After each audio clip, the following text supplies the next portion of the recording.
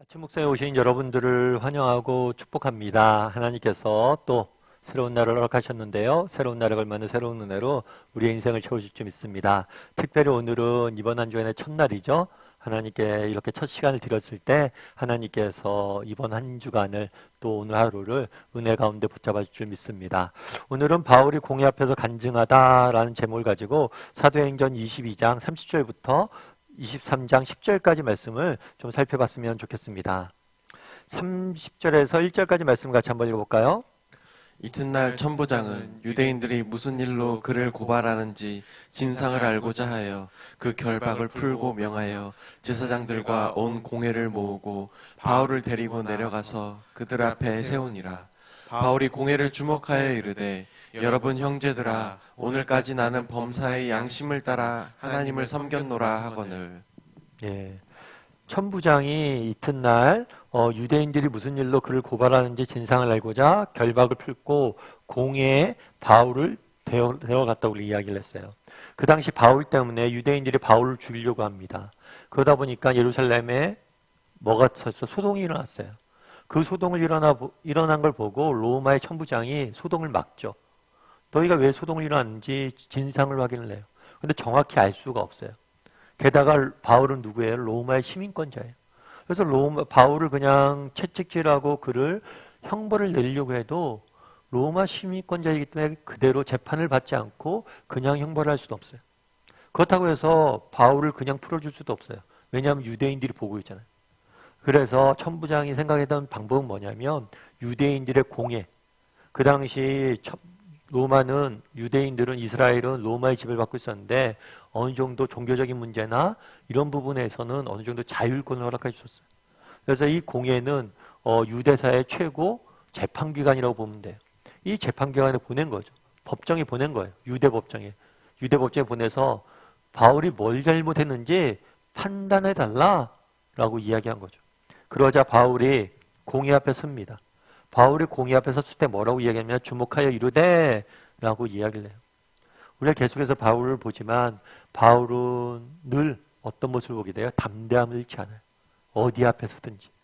사실 그 당시 공예는 그 권위가 대단했어요. 뿐만 아니라 이 공예는 자신에게 호의적이지 않아요. 적대적인 사람들이 그 중심에 있어요. 그럼에도 불구하고 뭐예요? 두려움에 떠밀지 않고 담대히 복음을 증거하는 모습들을 보게 됩니다. 특별히 첫 마디를 뭐라고 얘기했냐면 이렇게 얘기해요. 여러분 형제들아 오늘까지 나는 범사의 양심을 따라 하나님을 섬겼노라 하거늘.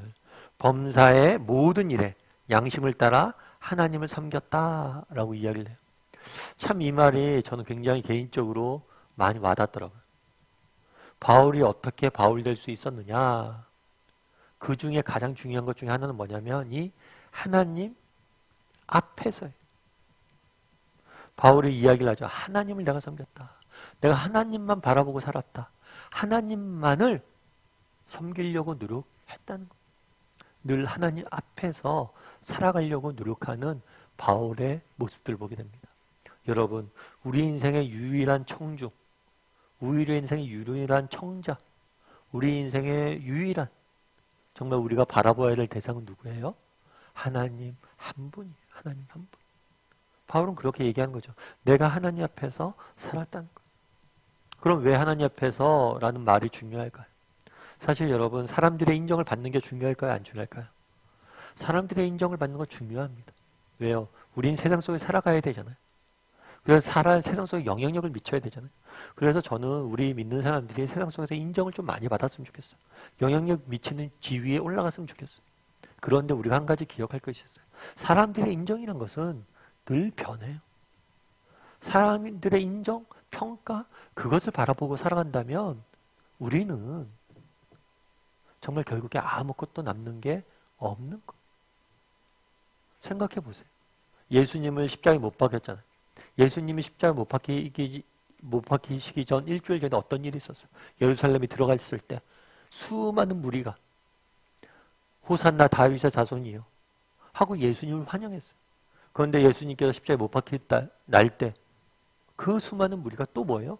예수님을 바나바 대신 예수님을 십자가에 못 박으라고 소리쳤어요. 사람들의 평가라는 건 그래. 그런데 이런 사람들의 평가, 우리가 정말 사람들의 인정을 받고 영향력을 미치는 게 중요하지만 정말 그것에 매여서 그것이 우리의 인생의 중심이 되어서 살아가선 안 된다는 거예요. 제가 종종 옥하는 목사님 이야기도 들었지만 제가 뭐 옥하는 목사님 존경하고 정말 따르고 사랑하고 그렇게 했죠. 근데 옥 목사님 돌아간 지 10년이 지났어요. 10년이 지나다 보니까 요즘 신대원 학생들이나 이런 사람들 이야기하다 보면 후배들한테 이야기하다 보면 옥 목사님에 대해 잘 몰라요. 정말 한때 신대원이나 모든 목회자들이 가장 존경했던 인물이 옥하는 목사님이었는데 10년 지나니까 그 흔적도 없어요. 시간이 지나면 다 사라지는 거예요. 그런데 변치 않는 분이 계세요. 그분은 누구예요? 하나님. 하나님은 아시고 하나님은 기억하시고 하나님은 변하지 않으세요. 그분은 어제와 오늘이 다른 분이 아니세요. 그렇기 때문에 우리가 하나님 앞에 살아가야 되는 게 중요한 거예요. 그분 앞에 우리가 인정받을 수 있다면, 그분 앞에 정말 우리가 바로 설 수 있다면 우리는 뭘 하는 거예요? 어떤 상황, 순간 속에서도 낙심하지 않고 살아갈 수 있는 거죠. 디트리히트 보네포라는 분이 계세요. 이분 같은 경우에는 독일의 목사님이세요. 근데 그때 그분이 독일을 사역하실 때는 나치가 독일을 지배하고 있었어요. 나치는 정말 세계의 전쟁을 일으키고 유대인들을 핍박하고 정말 온갖 만행을 다 저질렀죠. 그런데 안타깝게도 그 당시에 많은 독일 교회들, 그리스도인들조차도 이런 나치에 동조했어요. 그런데 독일 중에서 고백교회 목사님들과 성도들만은 유일하게 나치에 저항을 하면서 맞섰죠. 그분이 대표적인 목사님 디트리히트 보네포 목사님이에요. 그런데 이 디트리히트 보네포 목사님이 뭐라고 얘기했냐면 하나님 없이 하나님 앞에서 살아간다. 하나님 없이 하나님 앞에서 살아간다.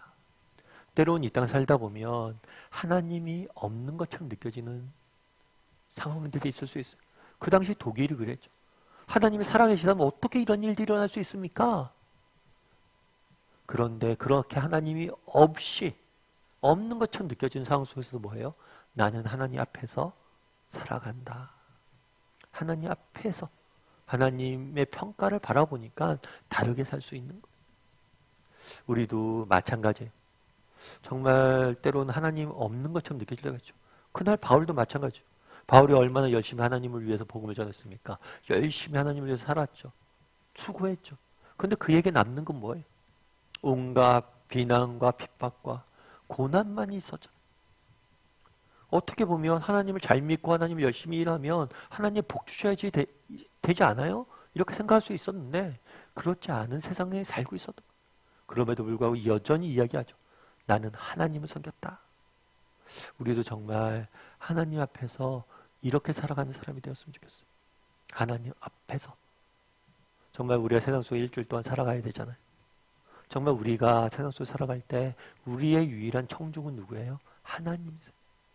하나님 앞에서 살아갔으면 좋겠어요. 하나님이 내 인생을 보시고 어떻게 판단하실까? 오늘 하루 내 인생을 하나님이 원하시는 게 뭘까? 그리고 하나님께서 내 인생을 보고 뭐라고 이야기해 주실까? 그것들 기억하세요. 야, 그래 승원아 잘했다. 힘들고 어렵지? 하루하루 사는 게 힘들지? 하지만 끝까지 힘내. 내가 지켜보고 있잖아. 그리고 때가 되면 내가 널 안아줄 거야. 믿음 잃지 말고 끝까지 가. 이렇게 말씀해 주실 거예요. 그 하나님의 음성을 듣고 하나님 앞에서 살아가는 훈련을 해야 돼요. 바라기는 우리 다음의 식구들이 정말 오늘 하루 또 이번 한 주의 시작인데 바울처럼 정말 내가 모든 일에 하나님 앞에 살아가겠다 고백할 줄 알고 살아가는 저와 여러분이 되기를 주님의 이름으로 소원합니다.